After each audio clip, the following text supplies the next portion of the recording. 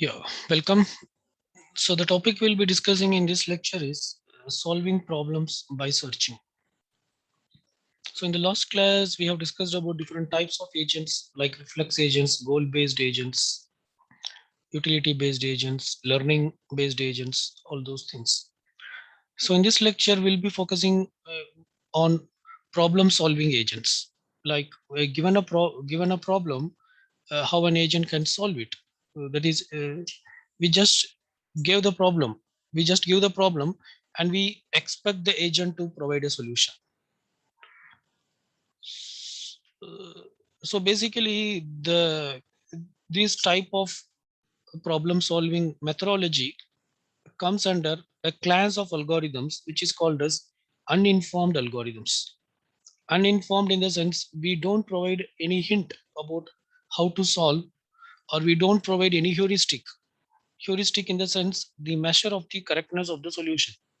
We don't provide any hint, and also we don't provide any heuristics to measure the correctness of the solution, but we still expect the algorithm to provide the solution. Such algorithms are called as uninformed algorithms. So when you want to design a problem solving agent, first what we should do in the sense, uh, first we have to formulate the goal. What is the goal? So this goal formulation is actually based on the current situation and the performance measure. Current situation can be called as the initial state. So goal formulation basically it depends on the initial state and the performance measure. So the last lecture we have discussed that uh, with the performance measure only we rank the agent, like how good it is doing. And and similarly, problem formulation is the process of deciding what action and states to consider given a goal. So so problem formulation means what are the actions and what are the states uh, to be considered for a given goal state. Okay. So an agent can take different actions, and as a result finally it may take some sequence of actions, and finally it should be able to reach the goal state. A search algorithm is one which takes a problem as input and returns a solution in the form of an action sequence. That is, if you follow these action sequences, you will reach a solution. So a search algorithm is one which takes the problem as input, and it will provide action sequence as the solution. So what we are so we started with problem solving, but here we are talking about search algorithm. So most of the problems can be translated to search problems. So if not all the problems, most of the problems can be represented as search problems. So first we have to first, when you see any problem, you have to think like, is it possible to convert this problem to a search problem or not?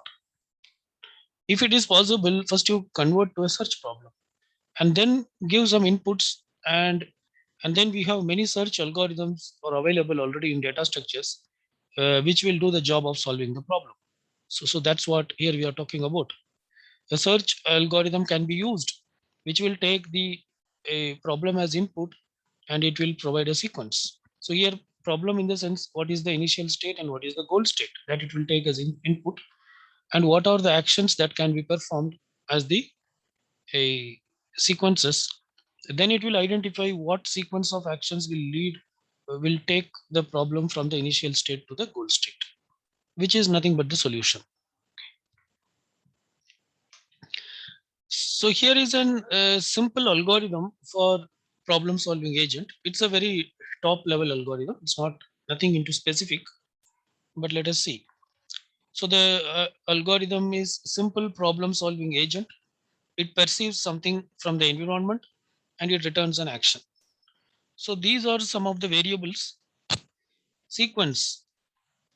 Initially this is empty. Why it is empty? Because initially it will be empty because because once the problem is solved only this will be filled up, because once you have the solution, the sequence will have the set of actions set of actions that will move the problem from the initial state to the goal state. So it may, at the end, it may have like A1 to A2 to A3 to A7 to A9 if A9 is the goal state. But initially this will be empty because we don't know how to move from the initial state to the goal state. So state, this describes the current world state. So you can consider this as initial state. And then goal is also initially null. Why goal is null, you may ask? Because here previously, if you recall, when you solve a problem, what are the things we have to formulate? In the previous slide, we have to formulate the goal, then we have to formulate the problem, then we have to call a search algorithm which will provide a solution for this problem. So these are the steps. So now this algorithm uh, is going to formulate the goal, and also it is going to formulate the problem, and also it is going to call the search algorithm to solve the problem, right? So everything we are going to formulate here. So initially goal is empty. Problem also there is nothing is there. Problem, it represents problem formulation, but initially it's nothing. State, current state of the system.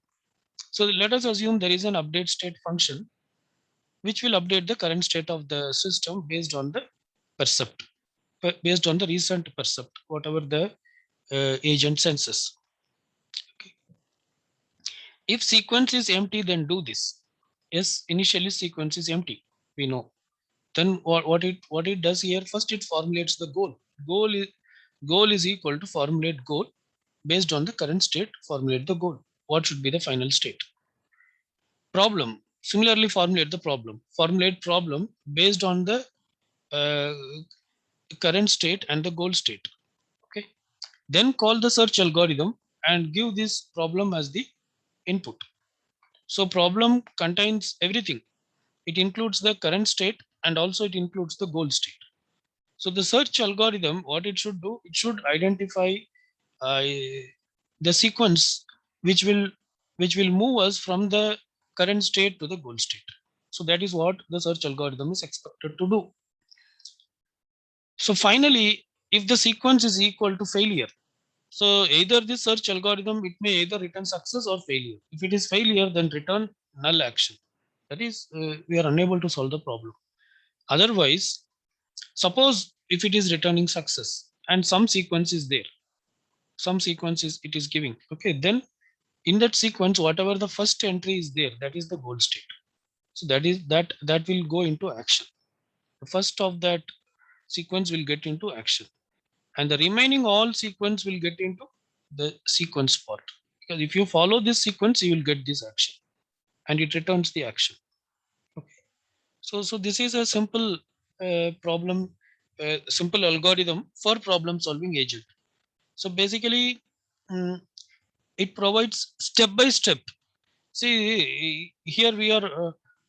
It is we are taking only the first sequence. It is not.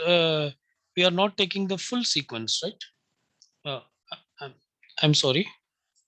So A9 is the goal state. So in this case, first of sequence means it will not return A9. First is this. Okay, it starts with this. So it will return, say this is initial state. So let us not forget initial state also. So because it is starting with initial state. So probably this sequence may include A2, A3, A7 and A9.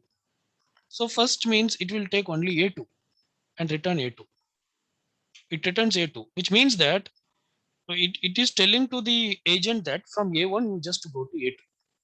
Okay. Then from A2 again where the agent should go, once again agent should call this algorithm. Once again from A2, the agent should call this algorithm. Okay. Again it will apply all these things. Now it may get, now we cannot say that it will get the same sequence. It may get a different sequence also. Right? It depends. So now it may be a different sequence. It may be A2, A7 or A9. Sorry, A4, A7 and A9. Then it will take the first alone. Then the algorithm suggests the agent to move from A2 to A4. Again, after reaching A4, once again the algorithm Once again, the agent should run this algorithm. Okay. So the how long the agent should keep doing this? The agent should keep doing this until he reaches the goal state. So this is a simple algorithm for problem solving agent. Now let us discuss one. So we'll be discussing this particular problem in detail. For we'll be using this chart or graph for several lectures. So this graph is about Romania too. Okay. So there is a agent in this city Arad. So these are different cities in Romania.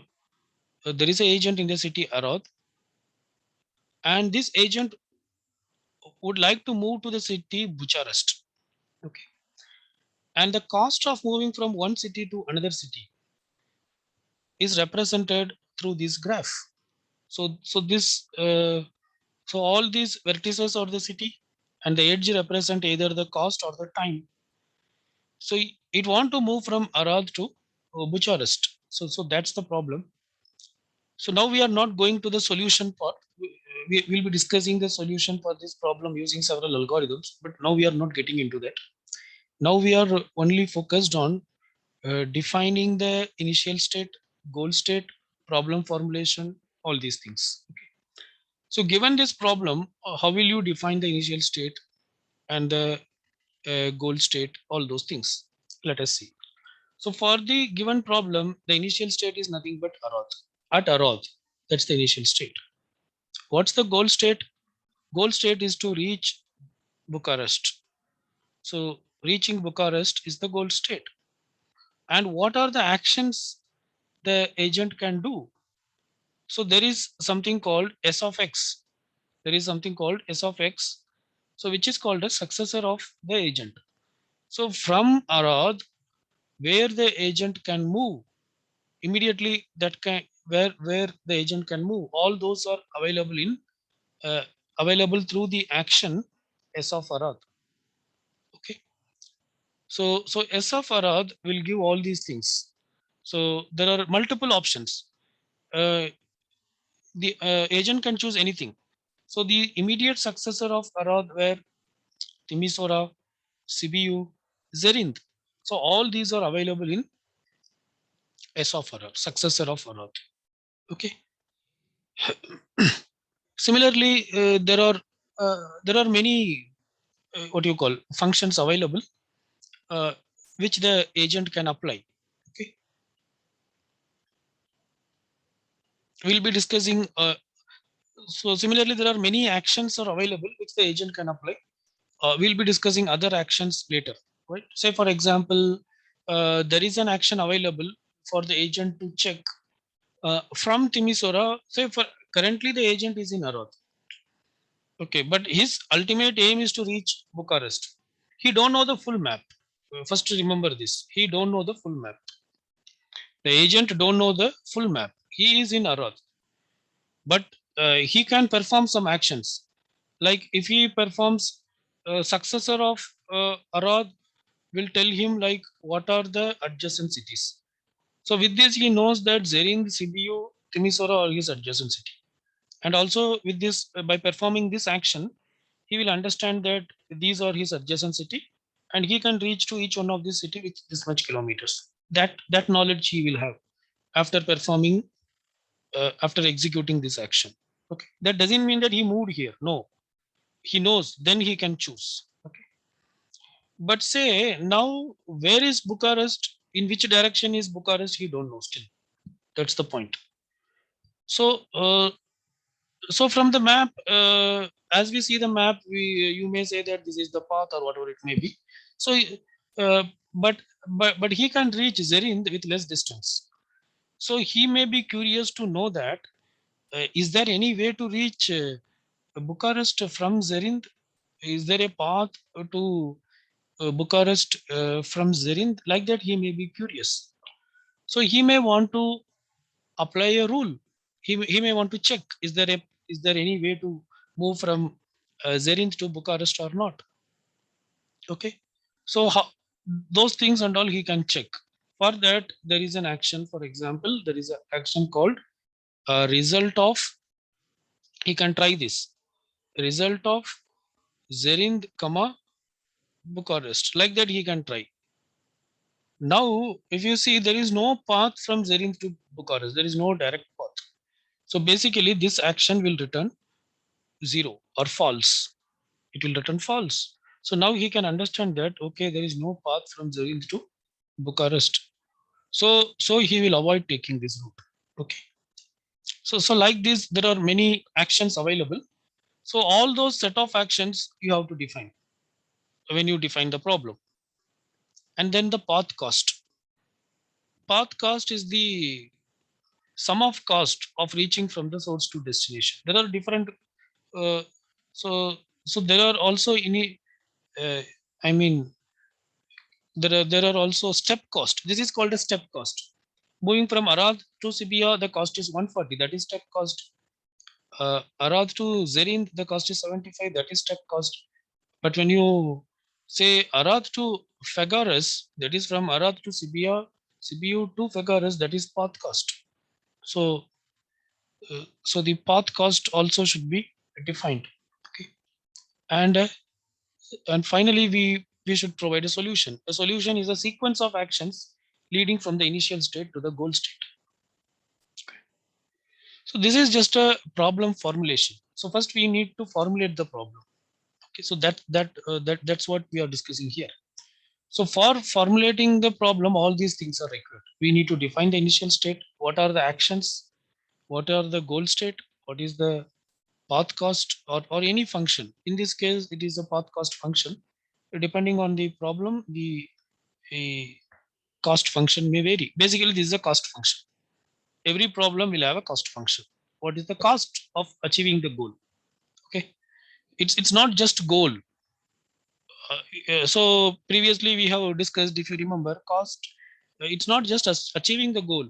It is achieving the goal with least cost or with less money. So uh, or with less time. So this is something like utility. This is a utility, right? Okay. And so only if we have all these things, then only we can work on identifying a solution. A solution is nothing but a sequence of actions that moves the agent from the initial state to the goal state.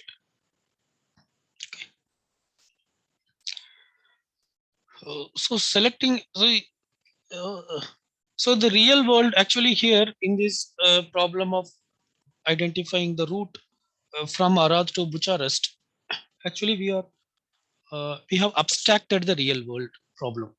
Abstraction means what? Abstraction means leaving the details, or we are not getting into the details. All the details we ignored, and we have taken only the core problem, that is called as abstraction. Because in real world, when a person is moving from Arad to Bucharest, there may be several things he may encounter. We are talking about artificial intelligence, right? So there may be, as a human, there may be several things may be going on around him.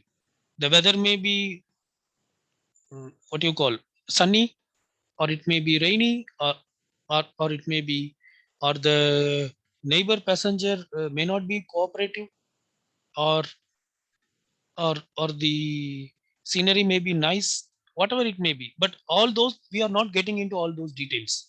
We are only we are only we are representing these problem as a mathematical model for providing a solution. Okay. So that is called as abstraction. Okay, right? So the real world complexities, all those things we are not bringing into the picture. Because if we bring into the picture, uh, uh, then the problem definition will become more complex. So that's what it talks about. So now let us discuss some more example problems, and their what you call, and their initial state, goal state, and path cost, all those things. So if you consider the vacuum cleaner agent problem, so these are the possible states. The whether the room is floor is dirt or not, and what is the robot location. So these are the states. The floor can be either clean or not clean. That is one state. Robot can be either in left room or in right room. That is another state. Actions, the robot can either move to left or right, or it can stuck. These are the actions. Goal test, there should not be any dirt on any location. What is the path cost? One per action. That is, if it sucks one time, the cost is one.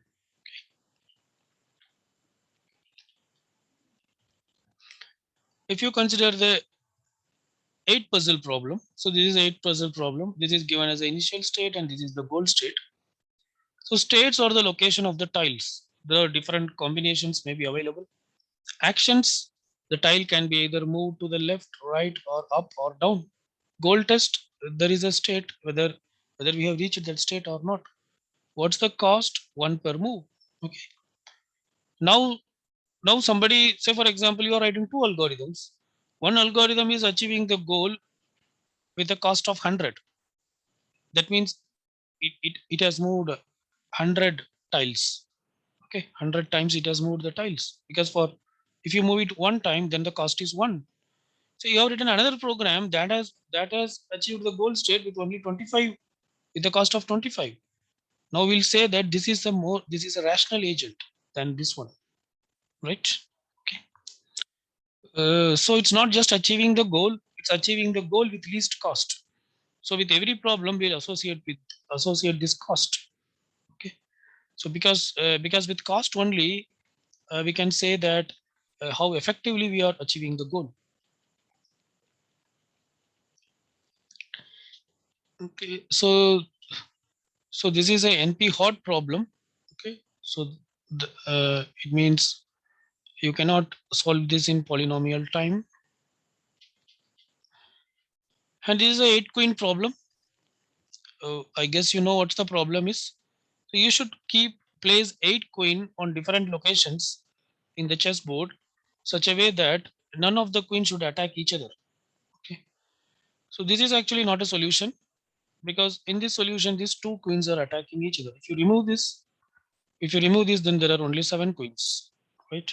But there are solutions available. So if you want to formulate this problem, then the states or any arrangement of 8 queens on the board, that is the states. Actions, adding a queen onto an empty square, that's the action. Goal test, 8 queens on board, none attacked, that is the goal test. And path cost one per move, right? How many? I mean, so here the best, the possible solution is achievable with a cost of 8. Minimum 8, minimum the cost 8 is required, right? Because you have to keep 8 queens on the board, right? You cannot achieve anything less than 8, right?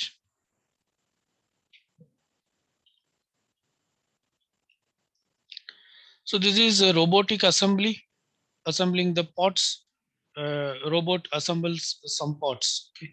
States, coordination of robot, joint angles, pots of object to be assembled. Actions, continuous motion of robot joints. Goal test, whether the part is properly assembled or not. It want to join. Say multiple objects are given, it should join and it should produce a complete object. Path cost, how much time it takes to do that. Maybe you can consider car assembly, right? Different parts of cars were manufactured. Finally, they were joined together, something like that. So these are some of the other problems for which you can try to identify the initial state, uh, goal state, actions, and path cost, all those things. Route finding problems, uh, GPS based system or Google Map based system. Touring, traveling salesman problem, VLSI layout problem, robot navigation problem, automatic assembly sequencing, internet searching, all these things you may try. Okay, fine. So what we are discussing, in the sense, most of the real world problems can be converted to a search problem. Once if it is converted to a search problem, then you can apply any standard search algorithm to solve the problem. Okay. So the basic idea of a search algorithm is given here. So function tree search. So tree search. It takes a problem as a input and it returns a solution. Either it returns a solution or it returns a fail or it returns failure. If there is no solution exists, it will return failure. Initialize the frontier using the initial state of the problem. Okay. So frontier means you can frontier is nothing but a queue. Let us assume frontier is a queue.